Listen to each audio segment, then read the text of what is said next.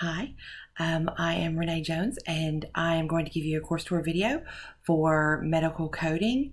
And it's kind of just going to lead you around the online class so that you know where things are and you know how to find things, and you kind of know a little bit about what your assignments are going to look like. So when you first log in to medical coding, this is where you start. This is the home page. So it has right here this course tour video, which will show up right here when I get done actually recording it.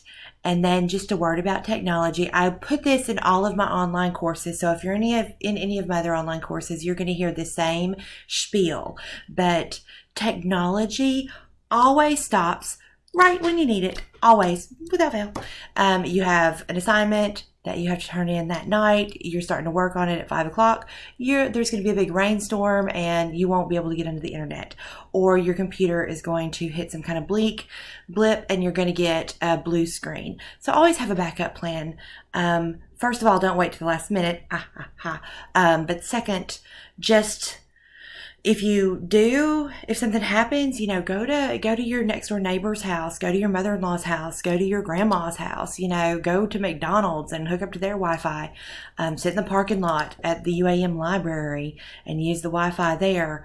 But always have a backup plan, because things will break when it is the most inconvenient.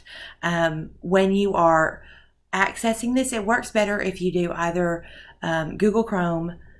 You can use Safari, because some of these things you can actually do on your phone, and Firefox. Those are the three browsers that work the best, that don't glitch as much. All right, so then right below here, I have top 10 reasons to become a medical biller or coder, and it gives you all these wonderful reasons why you chose to be in my class. Yay! So if you want to read that, that's there for you. All right, so once you get done, like I said, this is your launching pad. This is where you're going to start every time you come to this course. The next step down here is your syllabus. This is up all semester, and it gives you information about, my computer is running rather slow at the moment, but so the syllabus gives you information about how to get in touch with me. It gives you all the UAM policies and then my course specific policy. So you're going to want to read that. And you can also print it when it comes up. There's a little area you can print up here, and there's a little area that can download. See, it's just taking a little bit of time. And sometimes that happens. And you just kind of have to wait for your computer to catch up with you. But this is where your syllabus is going to be, just in that little area. And on the syllabus, it has it has kind of pictures of the books that we'll be using. So it has how to get in touch with me right here, what my office hours are going to be.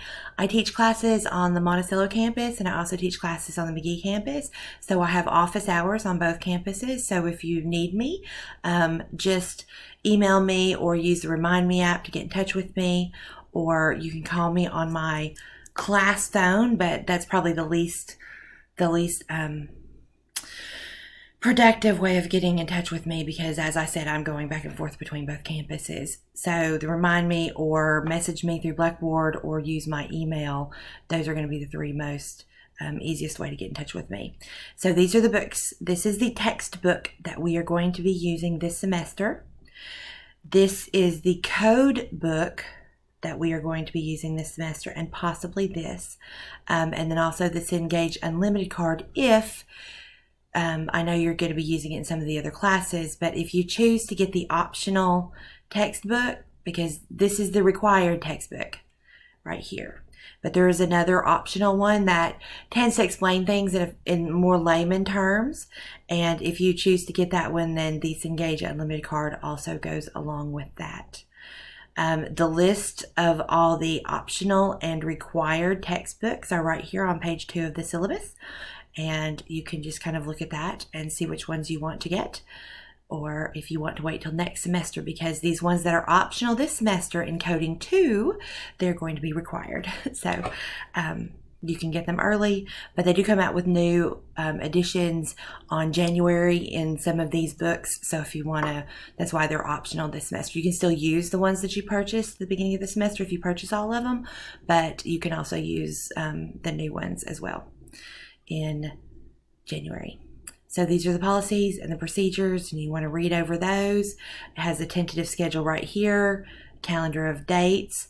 The day of the final exam is also right here and on the schedule. So this is the syllabus. Like I said, you can print it or download it onto your computer from here. If you kind of wait over here a little bit, you'll see that that black top, it goes away until you go back onto it. All right, so the next step is the Course Cafe. And because this is an online course, we don't actually meet face-to-face. And online courses, sometimes you lose that peer, just the kind of relaxing when you come in and say, hey, you know, my kid did this wonderful, weird thing this weekend, or, you know, I went to the most fascinating show, or this restaurant was horrible. Don't ever go. So this is kind of the interaction that is not related to class. It would be kind of like the before and after if you were actually in a face-to-face class. So to do that, you would come up here and you would create a thread, and then it will open up the forum for the Course Cafe, and it gives you a little bit of instructions. And I believe I put a little coffee cup on there because, you know, if you've ever actually met me face to face, you'll know I'm a little bit of a coffee junkie.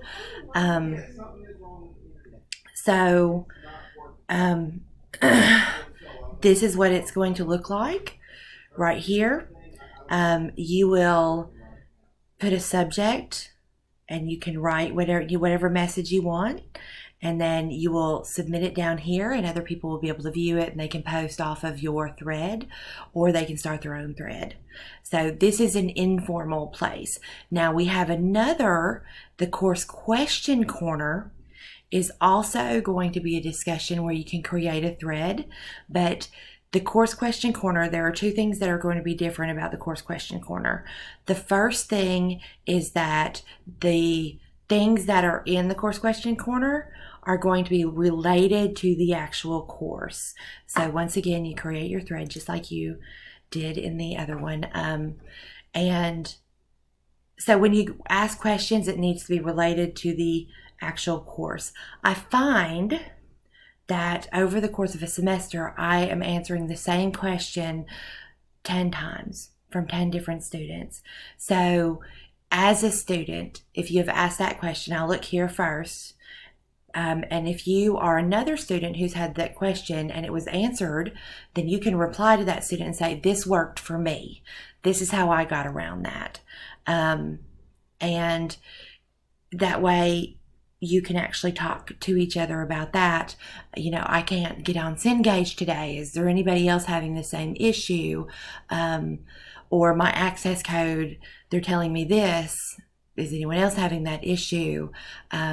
Those kind of, my PowerPoint won't download. Those type of things are going to be in here. Or if you have questions about the code, you know, I looked all over the place and I can't find this code. You're not asking them to tell you the code, but how they got, you know, maybe something that was important that you missed. You know, we are online, so if you were in a face-to-face class, you might actually have like a study group, and this is kind of where you would do your study group questions. But the second thing that's different about this from the Course Cafe is that this is graded.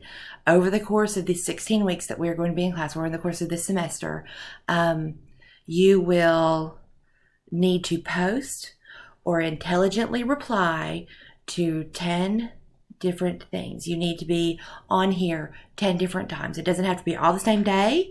You don't have to always ask the question. Sometimes you can reply to questions, but you do need to post 10 times over the course of this semester, and it is graded.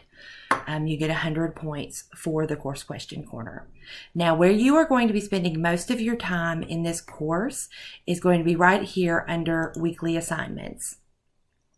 So when you click on that, it's going to bring up, and I'm having a very slow internet day, so when you get to your weekly assignments, the first thing is that you will need to make sure that your pop-up blocker is turned off. All right. Some of the things that you need to do, you'll have to turn it's a pop-up. If you can see, I have different things going on up here, and that's where it'll show up. Sometimes it shows up down here on the bottom of your screen. So make sure that whichever browser you're using, your pop-up blocker is turned off.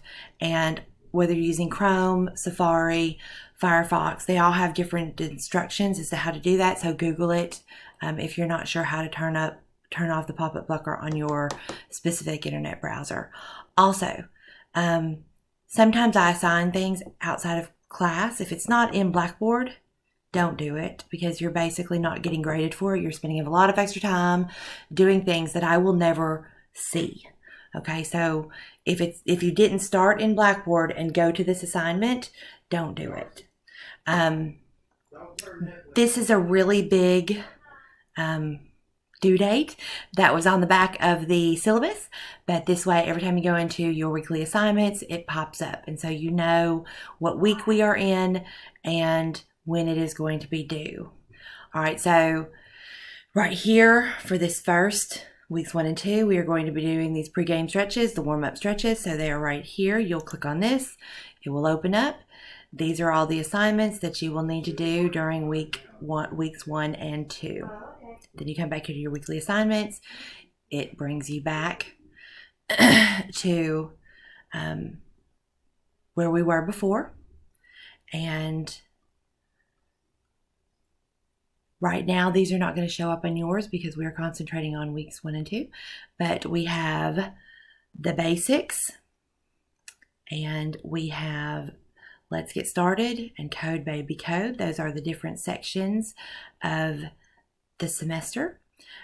When you are in here, your assignments are going to look a little like this. We'll have a PowerPoint, and then you'll have some assignments. The case studies will look like this. It will be a long case, and then you will put in the code. If there's more than one code, then you will obviously put in more than one code through these. The first code is going to be why they are there today, and that's the most important code. So the rest of them, it doesn't matter how you list it, but if there's more than one code, then the first code that you put in is always the most important one. We also might have some that look like this, and so they're not case studies. They're just basically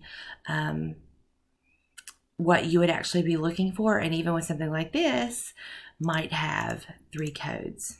So this one is still the most important. And you also sometimes, I'm going to have some multiple choice that you might do as well. If you are having issues with these, obviously you can contact me and we can work through how to get to the correct answer. Once again, I won't tell you how I get to that answer, but I will explain the process if you need to. Also, there are videos, lectures that I've done that you can go back and rewatch over that. Also, you don't have to listen to my lecture necessarily. There are all kinds of coding videos out on Google or YouTube. So if you're not sure and I'm not explaining it where you can get it, YouTube and listen to someone else explain it. They might have a different way of explaining it that you get a little bit better. Okay, also, just to look to see where you are, you can always come up here to My Grades, and it will show you what you are currently have in this course. I always do it in course order. The weighted total up here is going to be what your actual grade is in the course, and that's what would actually end up in WeevilNet. So always keep that in mind. You can message me. It's kind of like email through Blackboard and get in contact with me there. All right. So if you have any other questions, just contact me and I will get back with you. All right. Bye.